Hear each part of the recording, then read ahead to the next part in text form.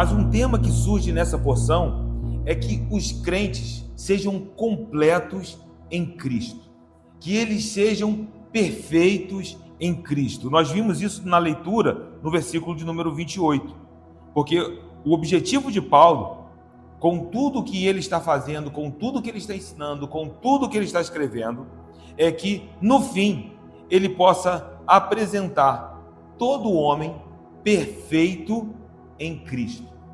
Então o objetivo de Paulo é levar os seus leitores a esse lugar de completude. E aqui está o ponto que desafia muitos de nós, desafia a nossa mente. Como ser perfeito em Cristo? Quantos de nós não nos sentimos desafiados quando pensamos nessa expressão? Contudo, quando Paulo fala de perfeição, aqui ele está apontando para aqueles que permitem-se que Cristo seja tudo em sua vida. E isso se inicia com uma chave para que possamos interpretar todo o restante, não só dessa porção, mas da epístola.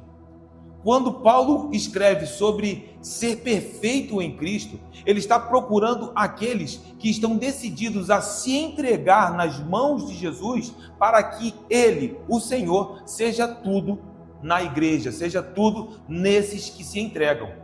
Então, se você deseja ser perfeito em Cristo, aqui está o caminho. São aqueles que se entregam completamente para que essa boa obra que já iniciou em nossa vida seja aperfeiçoada dia após dia, até que Cristo seja tudo em nós. Esse é o ponto que o Senhor está procurando. Quando Ele nos chama à santidade, sede santos, Ele está procurando aqueles que entregam a sua vida completamente nas mãos de Jesus para que Ele seja tudo em nós. Que Cristo seja tudo em nossos pensamentos, que Cristo seja tudo em nossas atitudes, em nossas motivações, não somente na nossa mente, mas que Ele possa ser manifesto também nas nossas ações, nas nossas falas, nas nossas escolhas. Esse é o ponto de Paulo, quando ele procura os cristãos em Colossos e diz: existe uma expectativa em que vocês sejam apresentados como perfeitos diante de Cristo. Ser alguém nesse nível é entender que Cristo é suficiente. Lembram do tema central da Epístola de Colossenses? É a suficiência de Cristo. Quando olhamos para Ele, encontramos tudo que precisamos. E embora isso seja muito bonito e talvez até aqueça os nossos corações, nós somos desafiados a viver nesse nível. Porque a todo instante, parecem que coisas estão tentando roubar os nossos corações. Mas Paulo está certo de que quando ele encontrou a Cristo Jesus no caminho de Damasco, ele encontrou aquele que se tornaria tudo para a vida dele, nada mais lhe faltaria. Então, mesmo na escassez ou na abundância, quando havia sobrando ou estivesse em uma situação de dificuldades, Paulo poderia escrever aos Filipenses dizendo: eu posso todas as coisas naquele que me fortalece. Por quê? Porque a minha suficiência está em Cristo. A minha suficiência vem de Deus. Nele eu encontro tudo que eu preciso. Então o contentamento em Cristo passa a ser uma das características do homem perfeito. Então você gostaria de sair daqui nessa noite em um ambiente onde você pode olhar para o céu e Deus está te encontrando, dizendo: eu encontro uma pessoa perfeita diante de mim. Uau! Quantos de nós não queremos isso? E aqui está o ponto. Como encontrar isso? Permitindo-se que o Cristo seja suficiente em cada área da sua vida. Isso nos coloca em uma jornada de aperfeiçoamento, onde nós somos completos dia após dia, sendo modelados por Cristo.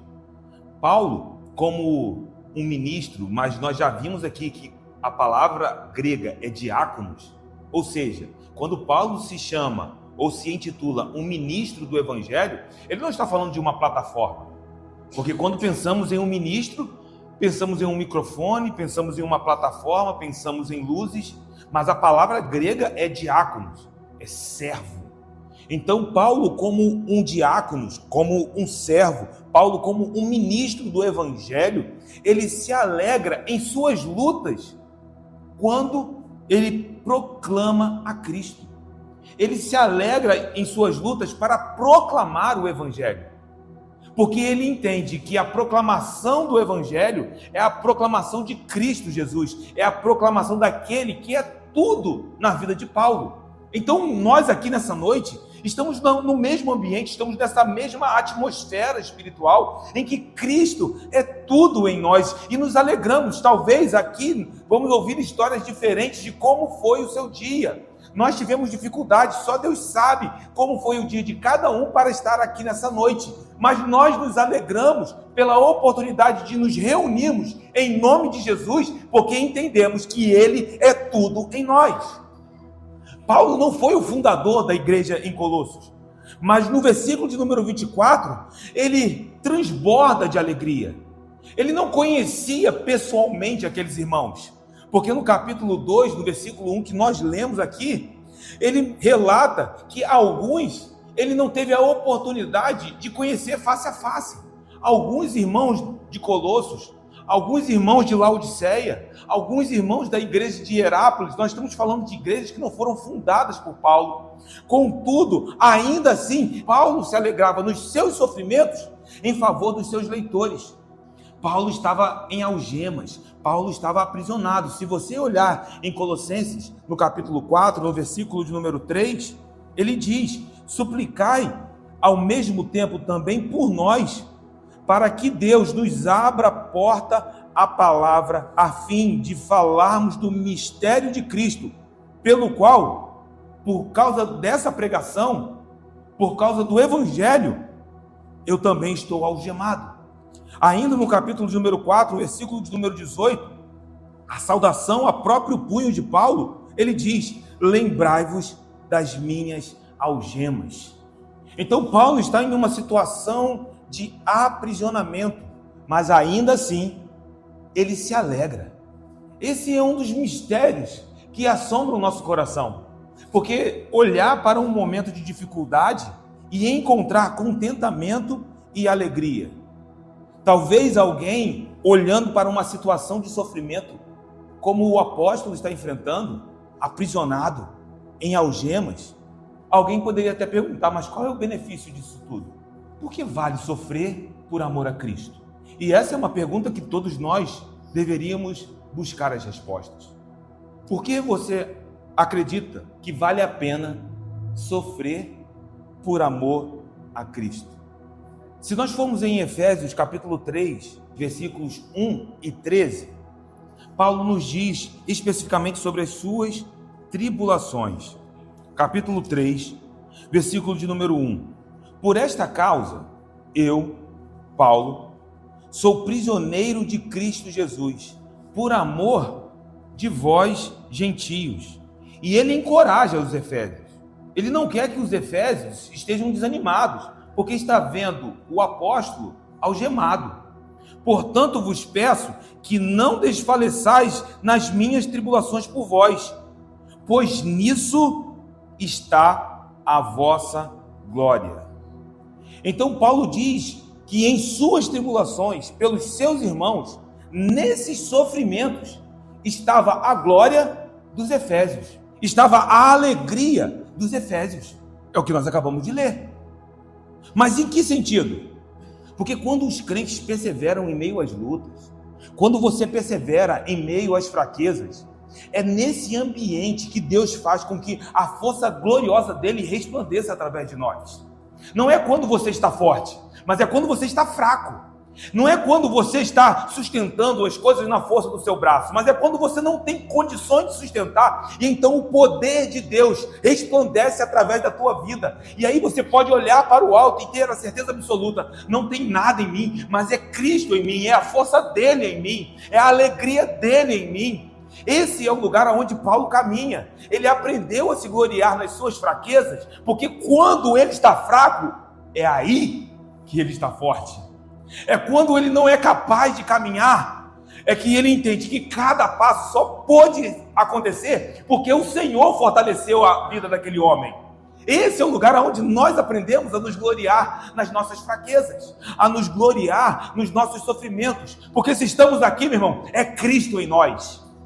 Se você entrou aqui por essas portas nesta noite, comece a celebrar ao Senhor, porque isso foi Deus através da tua vida. Não permita que a tua própria força te engane. Não permita que os teus próprios recursos te iludam. Lembra que nós falamos na semana passada? Tudo subsiste nele. Então, se alguma coisa acontece ou é porque o Senhor está sustentando. Ele é o sustentador de todo o universo. Irmão, Deus quer resplandecer a força dele através de nós. Meu irmão, que essa semana seja uma semana que venhamos sair daqui para enfrentar os nossos dias. Existem lutas, existem pressões, existem dificuldades no tempo presente. Sim, ficaríamos aqui a noite toda falando e listando cada uma delas. Mas eu quero te dizer que olhando para a palavra, eu encontro o Deus que me fortalecerá para atravessar cada uma dessas circunstâncias, para apontar para a glória dele e revelar e manifestar o sustentador do universo através da minha vida.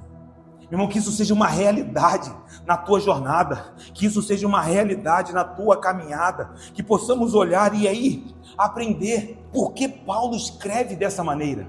Quando vocês olham para os meus sofrimentos, eu estou aqui cuidando, estou orando, intercedendo por vocês, mas olhe para a minha fraqueza e não desfaleçam nisso, não desanimem nisso, pelo contrário, porque a cada dia que eu estou aqui algemado, eu sei que é apenas a força do Senhor, a causa pela qual eu ainda estou de pé. Paulo aprendeu a viver nesse nível, por isso ele escreve aos Coríntios no capítulo de número 4, 2 Coríntios, capítulo de número 4, no versículo de número 16, por isso não desanimamos, pelo contrário, mesmo que o nosso homem exterior se corrompa, contudo, o nosso homem interior se renova de dia em dia. Por quê? Porque a nossa leve e momentânea tribulação produz para nós eterno peso de glória, acima de toda comparação. Ou seja, o que está sendo produzido na eternidade sequer pode ser comparado com algo que conhecemos. Está acima de toda comparação, não atentando nós nas coisas que se veem, não olhando para as algemas, não olhando para as prisões, não olhando para a abundância ou para a escassez, mas atentando para as coisas que não se veem. Por quê? Porque as que se veem são temporais, elas passam, mas as que se não veem, estas são eternas. Paulo caminhava dessa maneira. Só que Paulo diz que os seus sofrimentos, eles são a favor do corpo de Cristo. Foi o que nós lemos em Colossenses. Os colossenses, bem como nós, porque fazemos parte do corpo de Cristo, nós podemos olhar para o que está acontecendo na vida de Paulo. E Paulo diz que os seus sofrimentos, as suas aflições, elas preenchem o que resta das aflições de Cristo. Uma das coisas que é muito importante a gente entender, uma leitura rápida e mal interpretada desse texto, alguém poderia dizer assim, então o sacrifício de Jesus Cristo, os sofrimentos de Cristo não foram suficientes. Mas não é o que Paulo está dizendo. Paulo não está dizendo que seus sofrimentos estão substituindo ou suplementando algo no que se refere ao sofrimento expiatório de Cristo.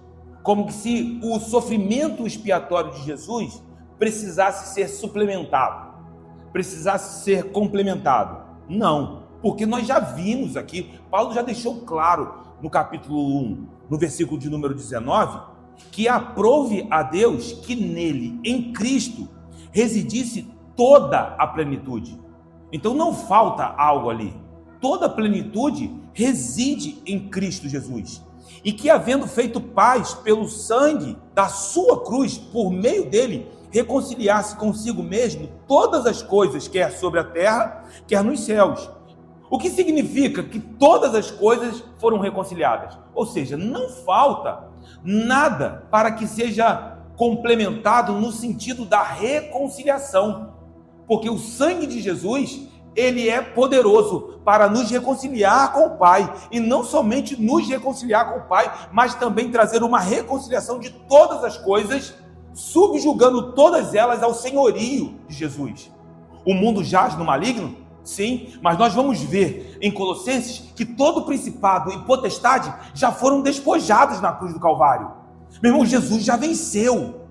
Ele já inaugurou a implementação do reino. O reino já chegou, já é uma realidade presente.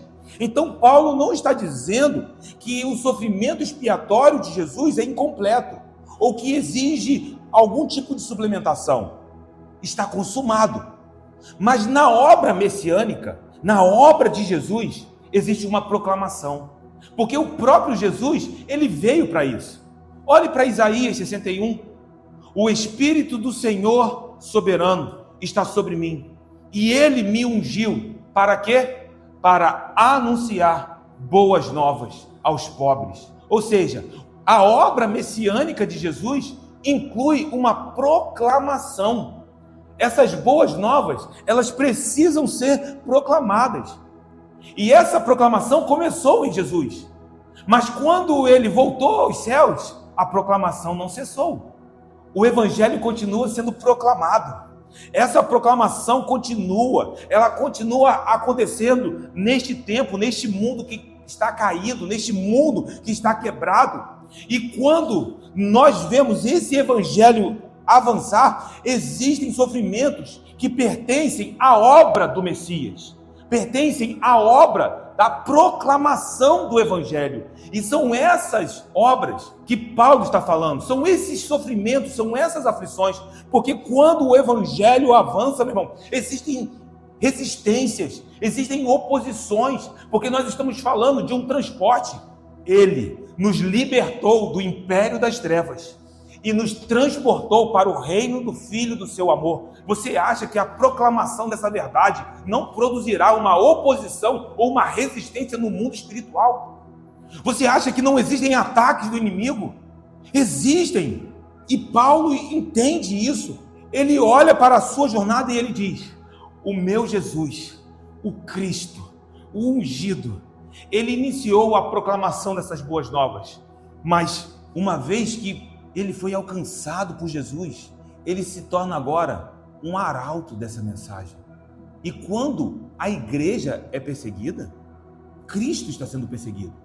Não pensem que quando o mundo persegue a igreja por amor a Cristo, que o mundo está perseguindo pessoas comuns. O mundo está perseguindo a Cristo. Aí você pode dizer: não, que isso, Zé? Basta olhar o que o próprio Paulo, quando ainda era Saulo, ouviu no caminho de Damasco. Ele perseguia a quem? A igreja, os cristãos.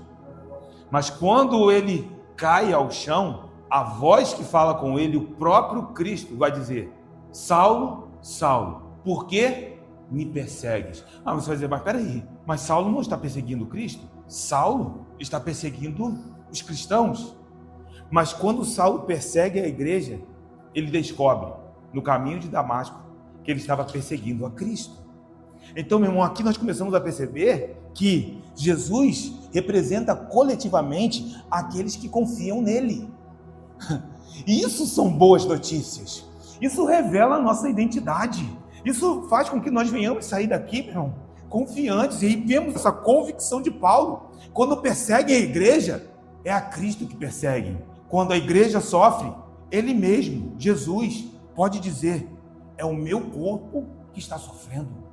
Então, quando Paulo escreve sobre as aflições que ele preenche, essas aflições que restam das aflições de Cristo, se refere a essa proclamação do Evangelho, a perseguição da igreja, porque Paulo mesmo descobriu isso na sua própria experiência. Ele, como perseguidor da igreja, descobriu que ele era um perseguidor de Cristo. Então, quando nós saímos daqui, meu irmão, se em alguma situação fomos perseguidos por amor a Jesus, eu quero te dizer aquilo que Jesus disse no Sermão da Montanha: bem-aventurados sois, vocês são mais do que felizes, porque grande é o vosso galardão nos céus. Porque nós estamos guardados, nós estamos protegidos e sabemos que existe, de alguma forma, um sofrimento que precisa ser completado. Lembra de Apocalipse, capítulo de número 6? Essa passagem fala da abertura do quinto selo, no versículo de número 9. Quando ele abriu o quinto selo, vi debaixo do altar as almas daqueles que tinham sido mortos por causa da palavra de Deus e por causa do testemunho que sustentavam. E clamaram em grande voz, dizendo: até quando, ó soberano Senhor, santo e verdadeiro, não julgas, nem vingas o nosso sangue dos que habitam sobre a terra?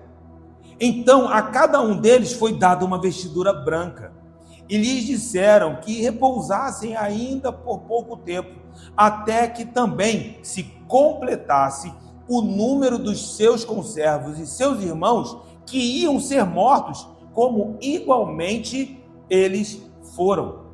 Ou seja, existe um momento que está guardado para que os habitantes da terra sejam confrontados no juízo final.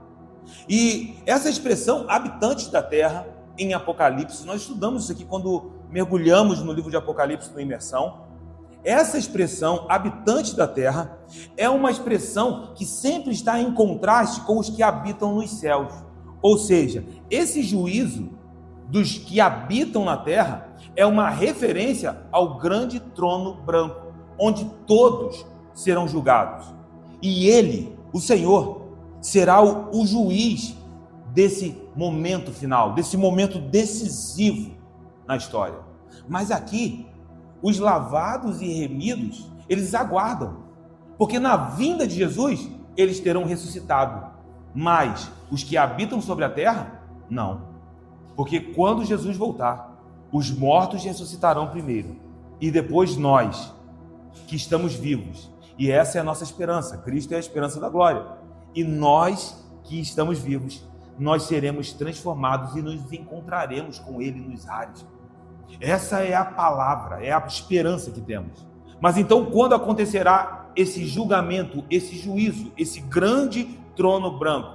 Será o julgamento em que estes que não ressuscitaram com Cristo, então ressuscitarão para o grande julgamento, o julgamento do grande trono branco, que é o julgamento que está em Apocalipse 20, no versículo de número 11. Vi um grande trono branco e aquele que nele se assenta, de cuja presença fugiram a terra e o céu, e não se achou lugar para eles. Vi também os mortos, os grandes e os pequenos, postos em pé diante do trono, e então se abriram livros. Ainda outro livro, o livro da vida, foi aberto, e os mortos foram julgados segundo as suas obras, conforme o que se achava escrito nos livros. Deu o mar os mortos que nele estavam. A morte e o além entregaram os mortos que neles havia, e foram julgados um por um segundo suas obras. Então a morte e o inferno foram lançados para dentro do lago de fogo. Esta é a segunda morte, o lago de fogo. E se alguém não foi achado inscrito no livro da vida, esse foi lançado para dentro do lago de fogo. Nesse julgamento, os que ressuscitaram com Cristo estão fora desse momento. Eles já ressuscitaram. Mas e os demais mortos? Então eles são trazidos diante do Senhor, nesse grande trono. Mas eu gostaria de chamar a sua atenção para o seguinte: no capítulo de número 6, nós vimos que o que foi dito aos que clamavam debaixo do altar é que ainda restavam alguns, um número que nós não conhecemos, mas que o Senhor conhece, porque Ele conhece cada um dos seus filhos. Nós fomos escolhidos nele antes da fundação do mundo.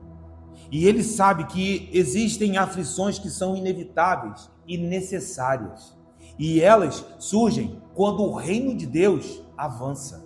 Quando o reino de Deus enfrenta a oposição do domínio das trevas, a oposição do império das trevas. É isso que nos choca e precisa nos alertar quando falamos: e Ele nos libertou do império das trevas. Meu irmão, eu estou falando de cadeias que são quebradas. Eu estou falando de poderes que nós estávamos algemados e por nós mesmos jamais conseguiríamos nos libertar.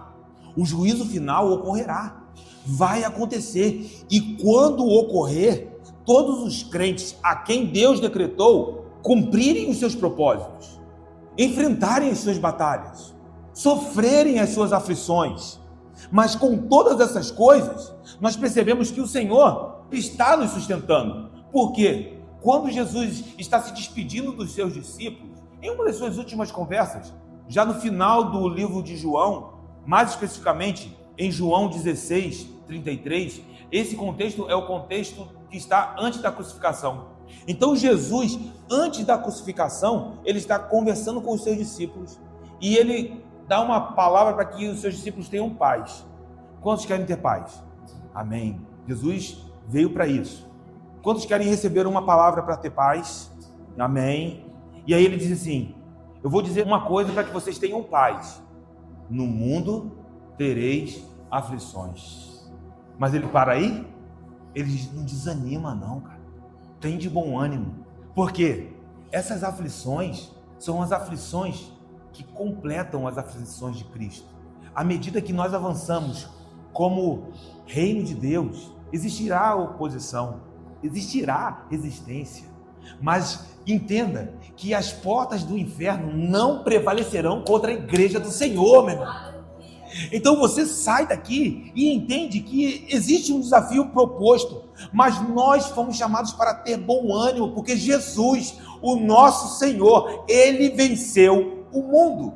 Então Paulo está consciente dessas realidades e ele diz: eu me regozijo nos meus sofrimentos por vocês, porque eu sei que eu preencho o que resta das aflições de Cristo, as aflições que são necessárias, as aflições que são produzidas na proclamação do reino, na proclamação do evangelho do Messias, do Cristo, do nosso Senhor, e eu sofro isso na minha carne, a favor do seu corpo, a favor da igreja, porque à medida que avançamos, meu irmão, entenda que a igreja cresce, a igreja prospera, porque a igreja é a manifestação visível do corpo de Cristo. Nós somos a manifestação visível do ministério de Jesus. Ou seja, quando eles veem as obras que são produzidas pela fé em nós, eles estão olhando para aquilo que Jesus está produzindo em você. Então de quem é a glória? É sua? Não, é dele, irmão. E se é para a glória dele, viva! Se for para a glória dele, mesmo nos dias difíceis, aponte para o céu, aponte para o alto, porque, meu irmão, o nosso Senhor, ele é galardoador daqueles que o buscam diligentemente. Sabe, não tenham olhando para as pessoas como se elas fossem sofrer e não fossem recompensadas. Meu irmão, o nosso Deus é fiel, ele é o recompensador fiel. Eu tenho aprendido, sabe, a caminhar e pedir que as pessoas não tenham pena de mim. Ah, mas tem dias que são difíceis. Só Deus sabe, meu irmão, como foi o meu dia hoje para estar aqui. Mas eu sei que o meu Senhor, ele é o meu recompensador, ele é o meu galardoador. Então eu sei que vale a pena queimar a sua vida inteira na presença do Senhor, porque ele é fiel, ele é aquele que recompensará perfeitamente cada um de nós, irmão. Então é um engano quando a gente pensa que nós estamos aqui e nós estamos em vão. Pelo contrário, sede firmes e constantes, sempre abundantes na obra do Senhor, sabendo que o vosso trabalho não é vão no Senhor. Não é vão estar aqui nessa noite. Você não veio aqui, meu irmão, para apenas mais um dia, como se isso não tivesse um impacto na eternidade. E aí Paulo prossegue no versículo de número 25, porque ele diz que ele se tornou ministro de acordo com a dispensação da parte de Deus, que lhe foi confiada a vosso favor, para dar pleno cumprimento à palavra de Deus. Quando ele fala aqui na cabeça do versículo, da qual quem? Da igreja. Ele se tornou diácono, ministro, servo. E aí Paulo se identifica com o servo, porque quando Isaías fala sobre Jesus, essa é uma perspectiva messiânica vista em Isaías. Ele é o rei dos reis, mas ele também é a ovelha muda ao matadouro. Quando você olha em Isaías, capítulo de número 42, no versículo de número 1, quando Isaías está ouvindo uma resposta de restauração, porque capítulos anteriores, mais especificamente em Isaías 39, um cativeiro é anunciado, destruição. Mas nós sabemos que o Deus que abre a ferida é o mesmo que fecha a ferida. O Deus que nos despedaça é o mesmo que nos junta, que nos liga. Então, frente a um cativeiro, todos entrariam em desespero. Não havia mais esperança.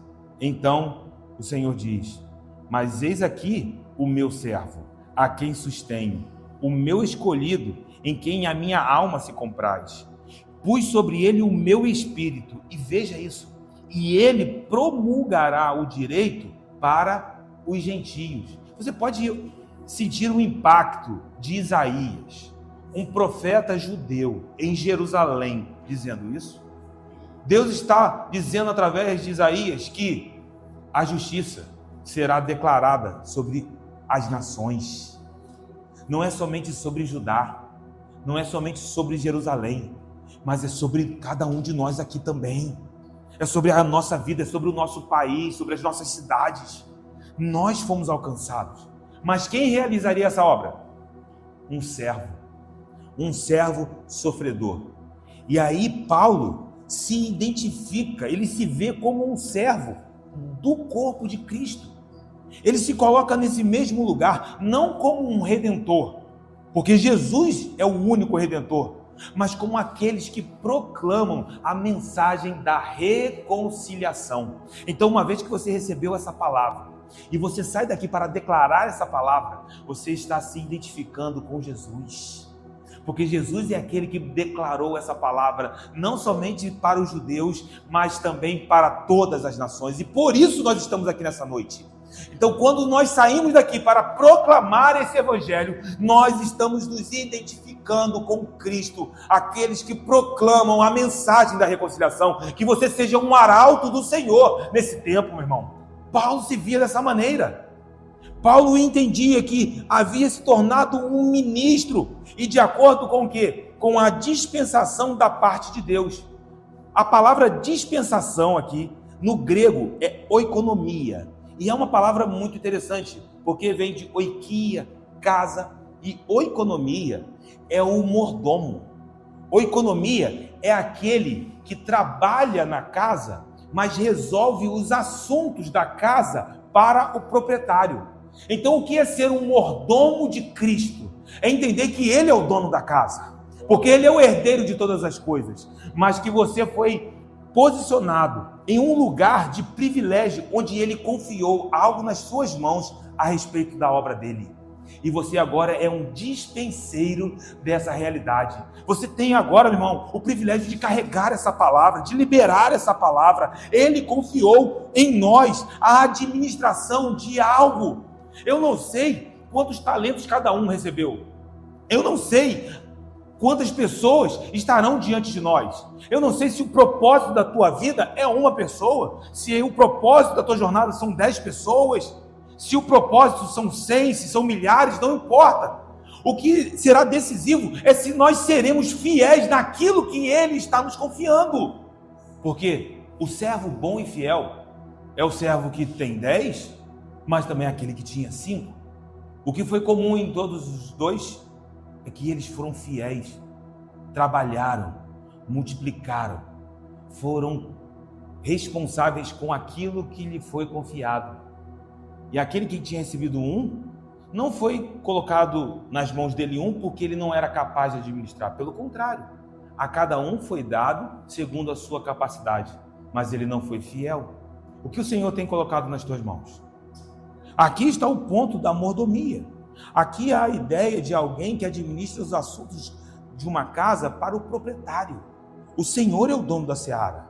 Paulo se encontrou como um dispenseiro, um mordomo do evangelho. Assim ele se via, ele escreveu assim a outras igrejas, por exemplo, em 1 Coríntios 9, no versículo de número 16, veja como ele se posiciona em relação ao evangelho. Se anuncio o evangelho, não tenho de que me gloriar, pois sobre mim pesa essa obrigação, porque ai de mim, se não pregar o evangelho. Se o faço de livre vontade, tenho galardão, mas se constrangido, é então a responsabilidade de despenseiro que me está confiada. Paulo está dizendo, olha, essa é uma mensagem que me foi confiada, e se eu anuncio essa mensagem, Eu não faço nada mais do que a minha própria obrigação. Eu não tenho que me gloriar porque eu anuncio o Evangelho. Pesa sobre mim essa responsabilidade. E como isso vem ao nosso coração. Porque às vezes as pessoas dizem, olha, eu estou pregando o Evangelho. Paulo diria, isso pesa sobre mim como minha responsabilidade. Eu sei quem eu sou. Eu sou um despenseiro dessa obra. Eu sou um mordomo desta casa. E eu tenho essa responsabilidade. Então algo foi confiado nas tuas mãos, meu irmão. E eu oro ao Espírito Santo para que a revelação dessa palavra te faça caminhar como um mordomo fiel, como um administrador fiel. Porque o ponto decisivo nesta noite é sermos fiéis ao nosso Senhor. Sabe, Jesus contou uma parábola em Lucas 12, é a parábola do servo vigilante. E em Lucas 12, no versículo de número 42, ele traz a explicação da parábola. E ele diz assim, no versículo de número 42, disse o Senhor, quem é, pois, o mordomo fiel e prudente, a quem o Senhor confiará os seus conservos para dar-lhes o sustento a seu tempo? Ele está fazendo uma pergunta. Quem é o mordomo a quem o Senhor pode confiar uma porção e que esse mordomo será fiel para liberar o que recebeu?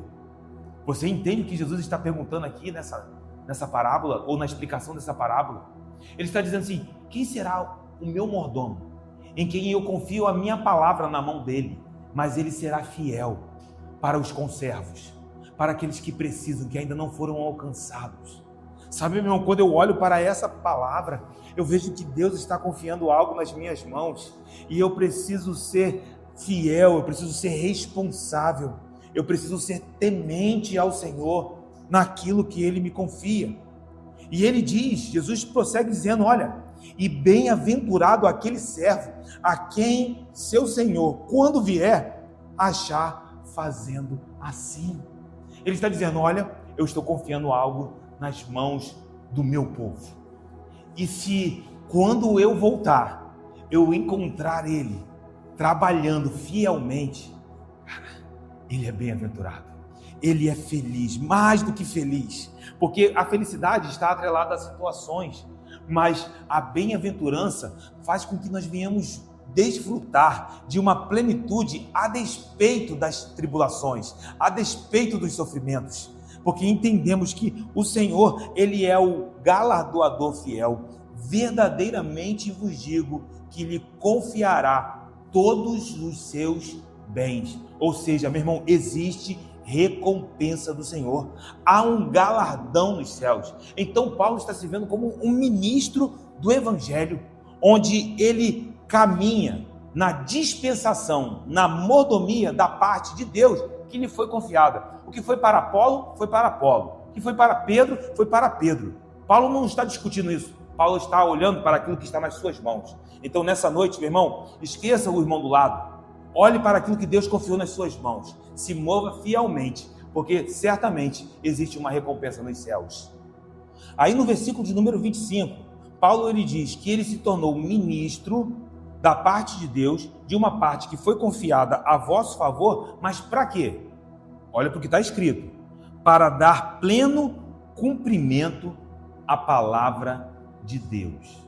Aqui nós voltamos para dentro do livro de Colossenses, da epístola de Colossenses, e esse dar cumprimento à palavra de Deus pode ser visto como a execução da obra, a execução do ministério da pregação.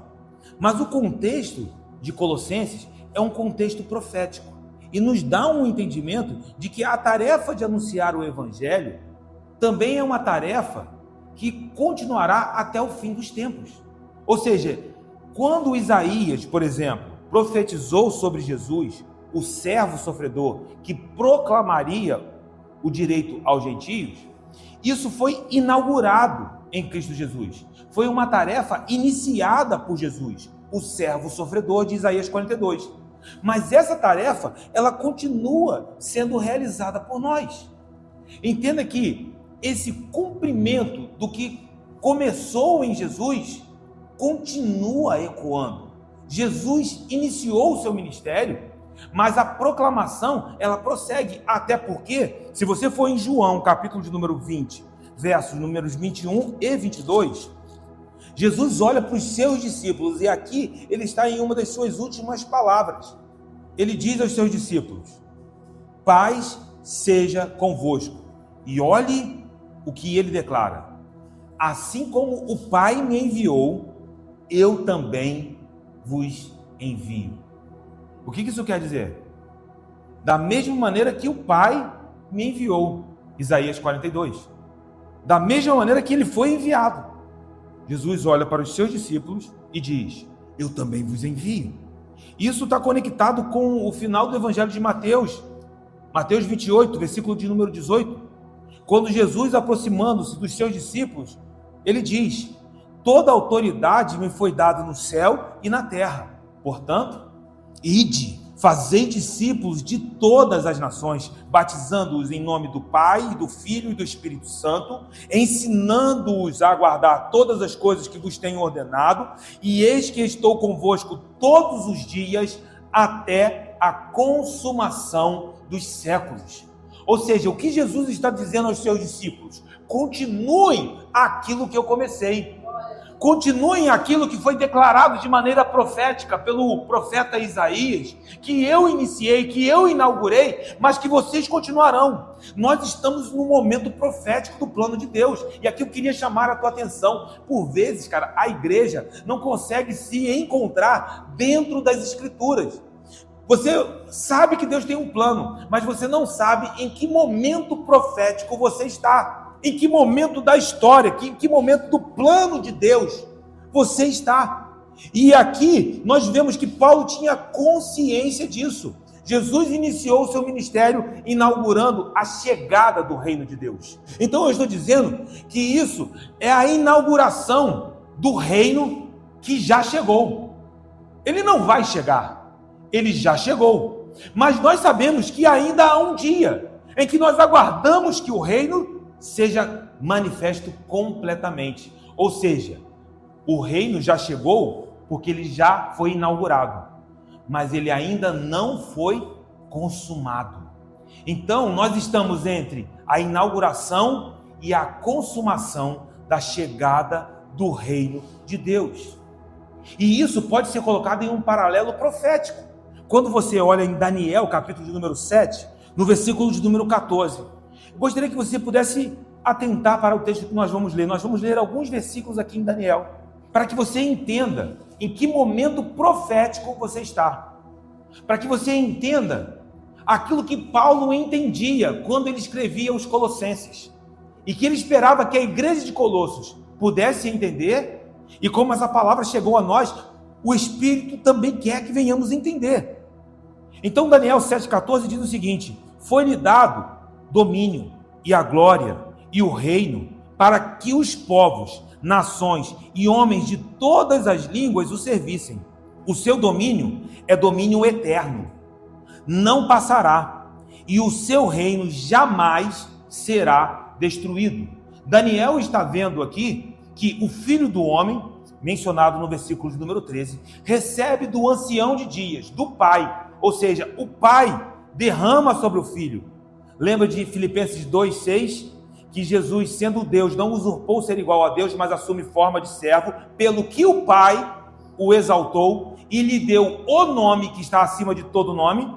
Então aqui Daniel está vendo isso. O Pai que exalta o Filho, dando o nome que está acima de todo nome. Um reino que será implementado. Daniel está vendo isso de maneira profética. Só que esse reino já foi inaugurado, porque Jesus nasceu, amém? Então esse reino já está sendo implementado e eu e você fazemos parte da obra deste reino até que ela seja consumada. Então aonde nós estamos na história? O reino já foi inaugurado e você pode olhar para esse reino. Nesse reino, meu irmão, sabemos que haverá avanços, mas haverá oposição do império das trevas. Daniel viu isso. Olha aí no versículo de número 21. Eu olhava e eis que este chifre, e isso talvez seja uma referência a oposições contra Cristo, o do anticristo, e eis que este chifre fazia guerra contra os santos e prevalecia contra eles. Ou seja, existe oposição. E embora saibamos que Apocalipse nos diz sobre a personificação do anticristo, João, ao escrever sua epístola, ele diz: olha, mas o espírito do anticristo, ele não vai vir não, ele já está entre vocês, ele já está entre nós, aquilo que se opõe a Cristo. Olha para a mídia, olha para esse tempo, olhe para as tradições, olhe para o pensamento deste mundo contemporâneo. Quantas coisas se opõem a Cristo? Não precisamos nem listar, porque eu sei que isso já vem à tua mente. Basta você ligar a televisão, basta você ouvir o que é falado a respeito de Cristo. Por vezes nos sentimos até mesmo confrontados, para não dizer, quando nós não estamos sendo escarnecidos, estão debochando e fazem isso contra nós, mas mal sabem que quando nos perseguem, perseguem a Cristo. Mas Daniel vê que essa pressão, ela vinha e que o chifre prevalecia contra os santos. Contudo, esse reino será completamente implementado. O que Daniel viu é que esse reino será consumado. Olhe para o versículo de número 26. Haverá pressão, haverá perseguição, mas depois se assentará o tribunal para lhe tirar o domínio do chifre, para o destruir e o consumir até o fim. O reino e o domínio e a majestade dos reinos debaixo de todo o céu serão dados ao povo dos santos do Altíssimo. O seu reino será reino eterno, e todos os domínios o servirão e lhe obedecerão. E aqui terminou o assunto. E olha o que Daniel diz: e quanto a mim, os meus pensamentos muito me perturbaram. Porque isso é difícil de entender, não é? Mas mesmo com o seu coração perturbado, seus pensamentos perturbados e o próprio rosto empalidecido, olha o que Daniel faz: eu guardo estas coisas no meu coração. Meu irmão, guarde essa palavra no teu coração, porque ela é fiel. Então você precisa estar consciente da responsabilidade que nos foi confiada na proclamação do Evangelho, porque existirá resistência, existirá pressão, mas no meio disso tudo nós sabemos que no final Cristo subjugará todas as coisas e só haverá um nome que será declarado como Senhor dos Senhores, e diante dele todo joelho se dobrará, meu irmão, e toda língua confessará o senhorio de Jesus. Esse é o lugar onde nós estamos. Paulo tinha consciência disso e ele queria que a igreja em Colossos entendesse isso, para dar pleno cumprimento à palavra de Deus. E essa palavra, o versículo de número 26, aí sim, ele diz: essa palavra é um mistério que estivera oculto dos séculos e das gerações. Agora, todavia, se manifestou aos seus santos. A palavra de Deus que foi confiada a Paulo e que também foi confiada a nós. Essa palavra que foi confiada à igreja, ela é identificada como o mistério que está oculto nos séculos, oculto das gerações que vieram antes. Mas o que é o mistério? A gente acha que mistério é um segredo, como que se nós não soubéssemos. Mas quando olhamos para o mistério, o conceito bíblico, mistério é o conhecimento de uma pequena parte. Mas o conhecer essa pequena parte nos comunica a existência de algo muito maior. Então, quando você acessa um mistério, você não está dizendo que você não conhece nada, mas você vê uma pequena parte, que não é o todo ainda, mas aquela pequena parte te garante: olha, tem muito mais ainda. Isso é só um mistério, é só uma pequena parte, que embora não seja suficiente para definir todo o restante, é suficiente para nos garantir que há muito mais do que sabemos e que ainda desconhecemos. Ou seja, por que você sabe que existe? Porque uma pequena parte já lhe foi revelada. E isso é um mistério. No Antigo Testamento, esse plano de Deus que nós estamos desfrutando aqui, esse plano foi entendido parcialmente. Era uma sombra. Os homens tomaram conhecimento disso. Olha para Daniel. Mas ainda era um mistério. Por quê? Porque eles só tiveram acesso a uma parte. uma pequena parte. Mas o que Paulo está dizendo é que, embora no Antigo Testamento esse plano fosse entendido parcialmente, uma porção mínima, ela já foi suficiente para comunicar que algo maior viria. E nós hoje podemos acessar esse algo maior, que é Cristo manifesto entre nós. Esse é o objetivo do Antigo Testamento, como uma sombra apontar para algo maior. E esse parece ser um modo de Deus operar quando Ele está revelando os seus planos a nós, como Ele revela os seus mistérios aos homens. E eu digo isso olhando para a palavra de Deus, tá? Não é, eu tenho um mistério, eu vou entregar um mistério, não.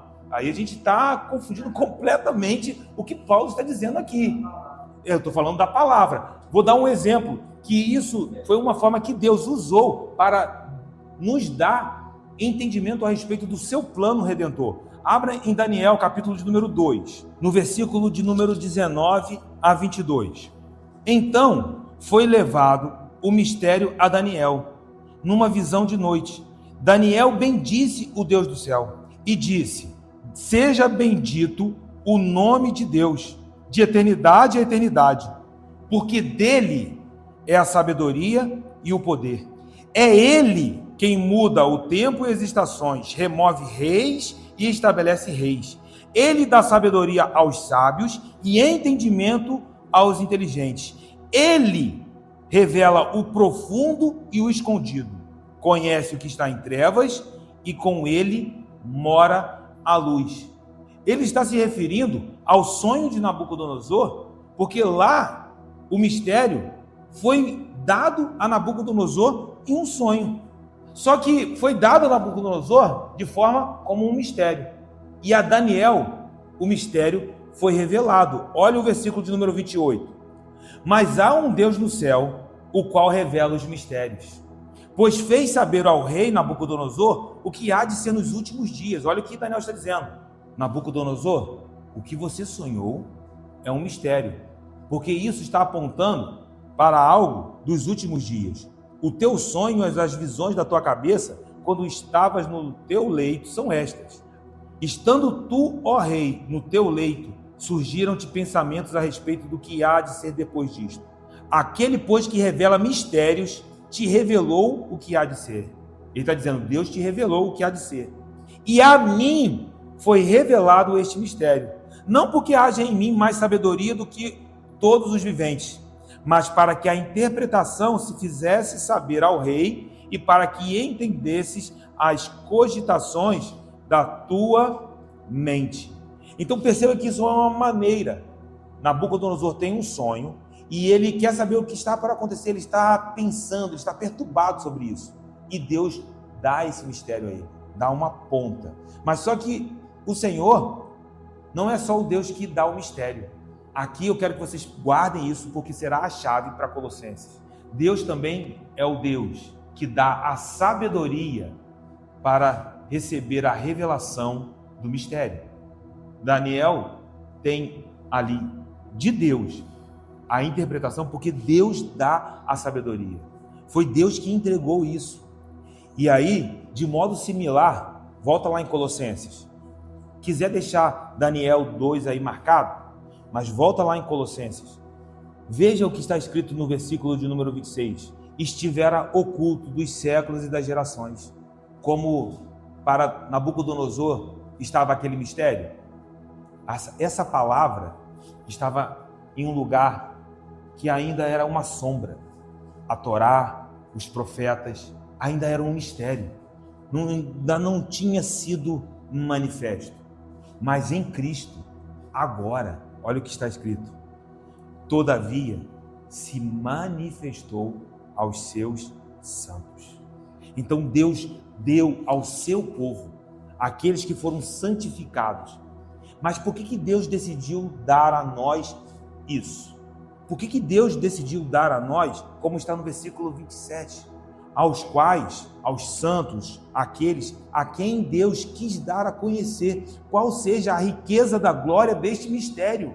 Veja, Deus decidiu dar a nós a riqueza da glória deste mistério, porque Ele diz, dá este mistério a glória da riqueza deste mistério entre os gentios, entre as nações, entre os colossenses, uma igreja de gentios, uma igreja das nações.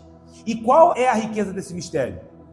O texto está dizendo, isto é, Cristo em vós. A riqueza da glória deste mistério é que agora Cristo está em nós. Meu irmão, isso precisa transformar a nossa mente.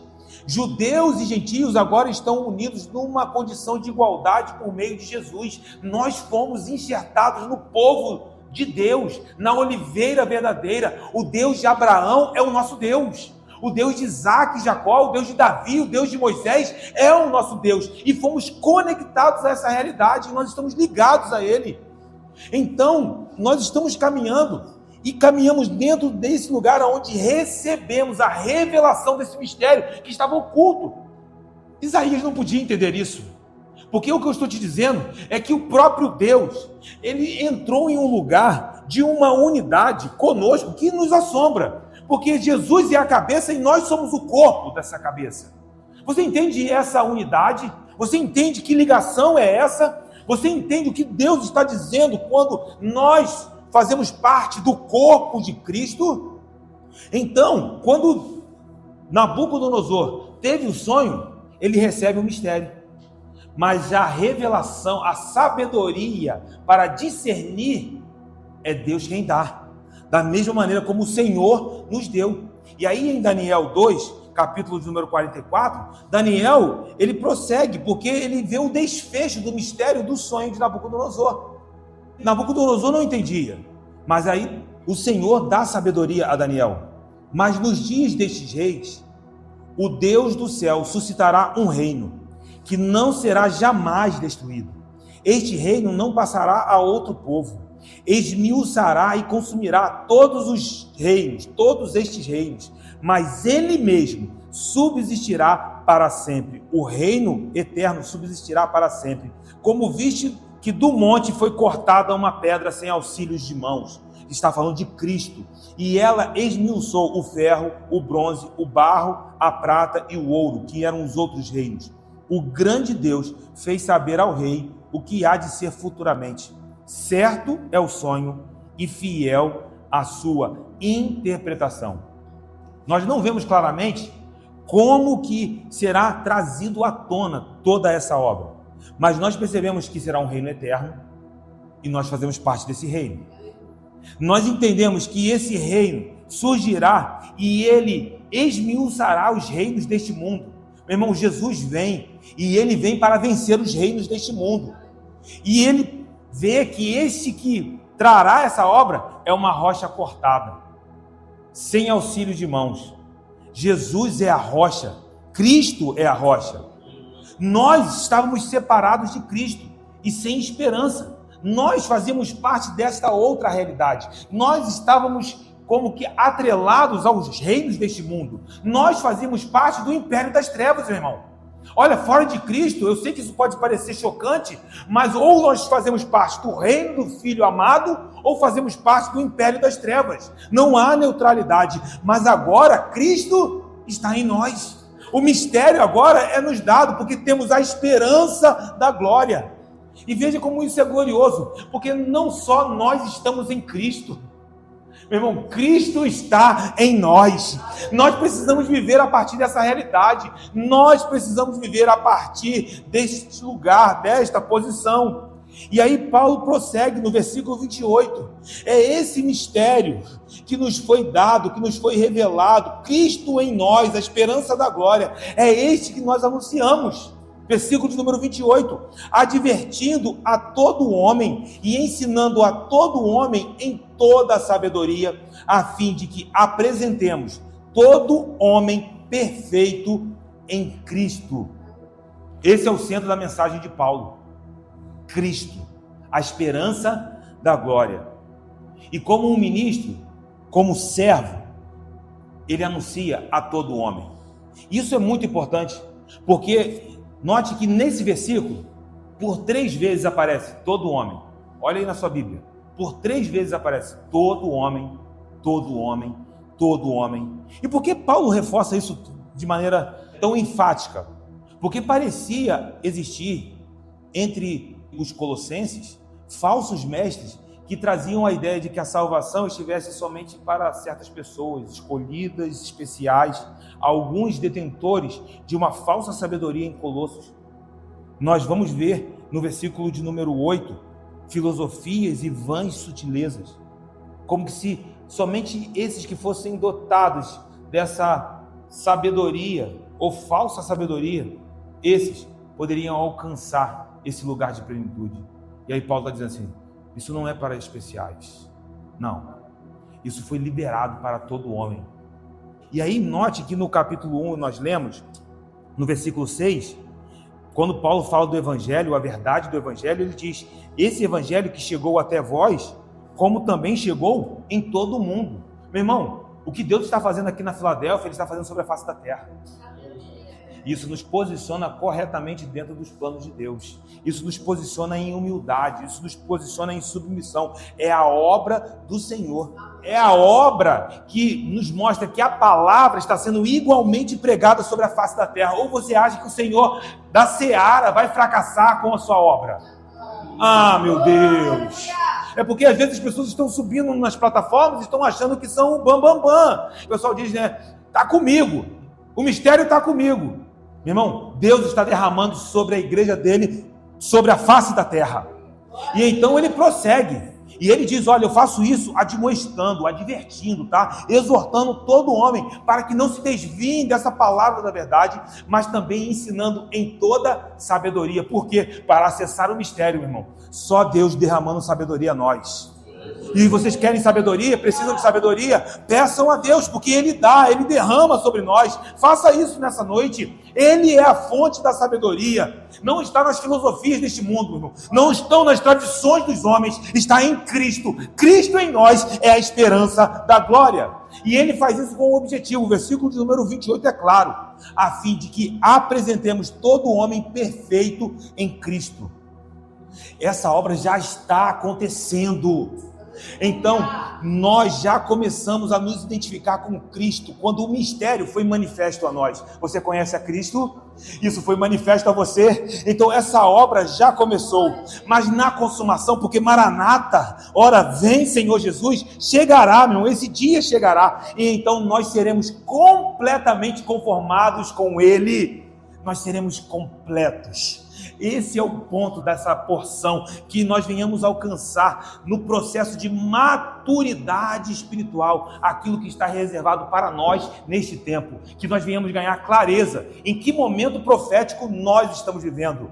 Irmão, que o Senhor dê a nós a direção, que sejamos orientados em direção a Deus por meio de Cristo, onde temos pontos negativos, temos pontos positivos, mas eles serão confrontados com a perfeição do Senhor. Eu amo isso, porque às vezes nós dizemos assim, olha, eu tenho ainda as minhas fraquezas, mas eu me orgulho nas minhas forças, eu me orgulho naquilo que eu ainda sei fazer, naquilo que eu sou bom. Não, até mesmo nos nossos pontos positivos, quando eles são confrontados diante de Cristo, meu irmão, tudo é refúgio, tudo se passa como lixo, quando comparado com a glória, com a beleza, com a dádiva de ter conhecido a Cristo, de ser achado nele, não tendo justiça própria. Paulo, então, ele pega todos os nossos pontos positivos e negativos, as nossas virtudes e as nossas fraquezas, e ele confronta isso na imagem, na perfeição do Senhor. E nesse processo, todos nós estamos sendo transformados aqui nessa noite, a imagem que contemplamos, Cristo, a imagem do Deus invisível. E aí o versículo 29 diz, é para isso que Paulo luta. O versículo 29 diz, é para isso que eu me afadigo, me esforçando o mais possível, o máximo que eu consigo, o máximo que eu posso, segundo a sua eficácia, que opera eficientemente em mim. Então o ministério de Paulo não é executado como uma atividade independente. O ministério de Paulo não é um ministério onde diz, olha o que eu faço, sou um fariseu, conheço a Torá. Da minha época de garoto, eu me destacava entre todos da minha juventude, da minha idade. Não, Paulo diz, o meu ministério está fundamentado, porque eu fui chamado para ser um administrador do Senhor.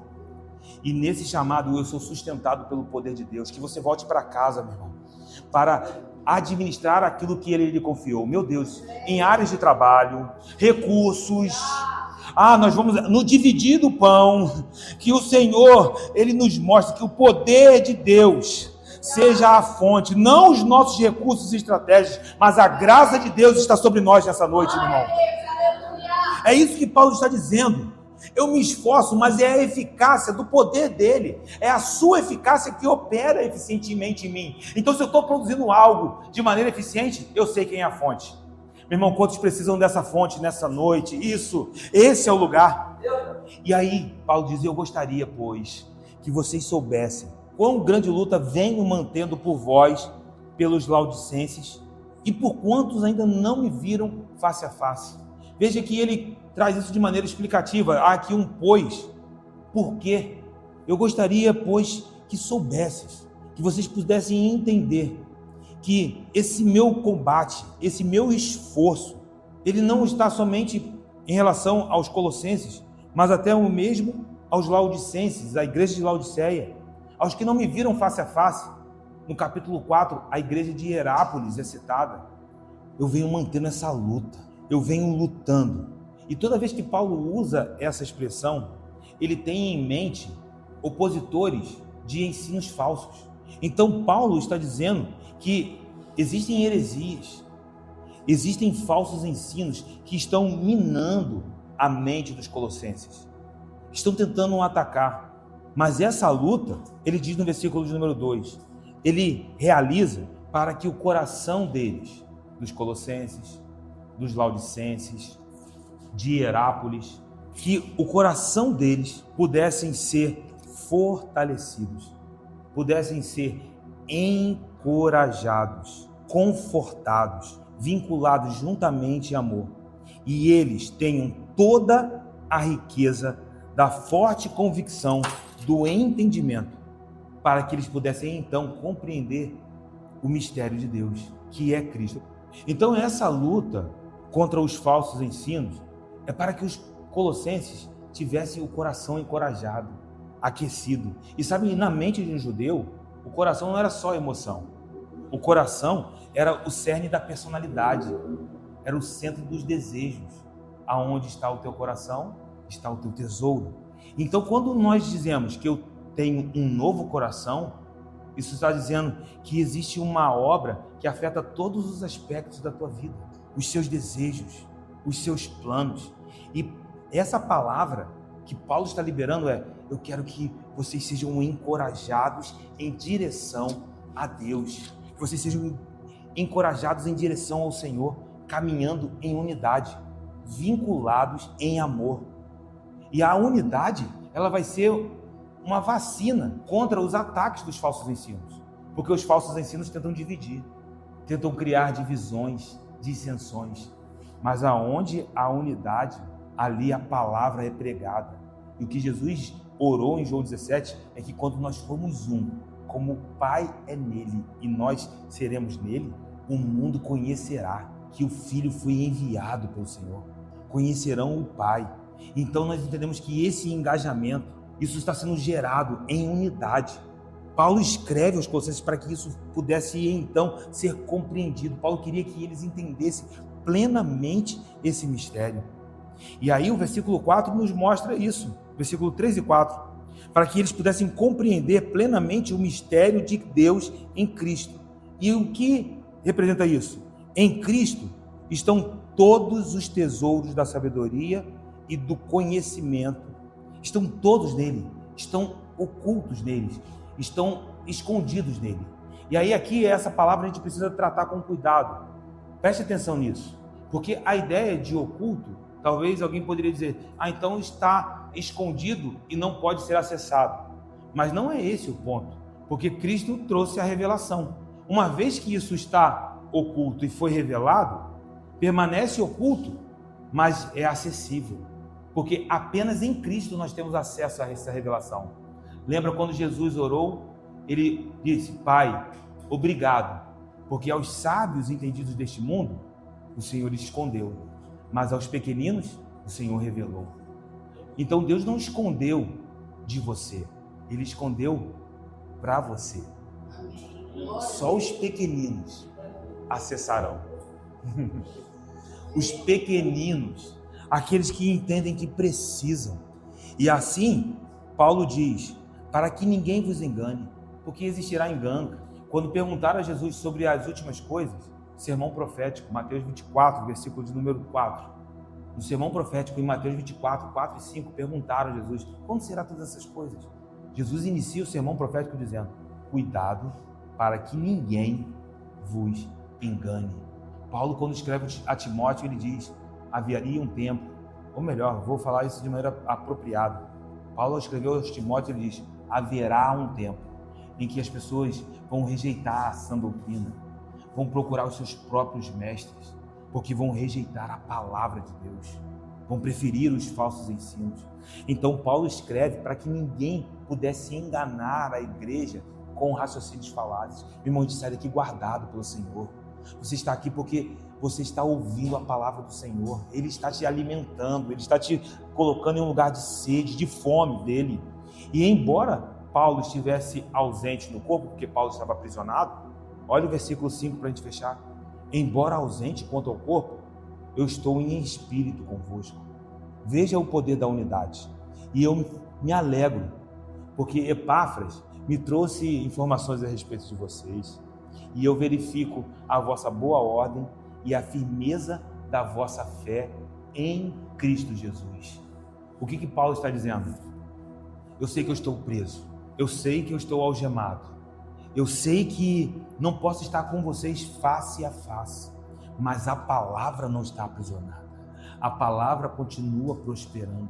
E o que é extraordinário aqui é que ele diz, mas em espírito eu estou com vocês. Porque nós estamos conectados no mesmo espírito. Meu irmão, nós vemos aqui o que alegra o coração de Paulo. Ele vê, vocês estão de pé. E eu posso declarar isso sobre as nossas vidas aqui nessa noite. Meu irmão, você está aqui porque você está de pé.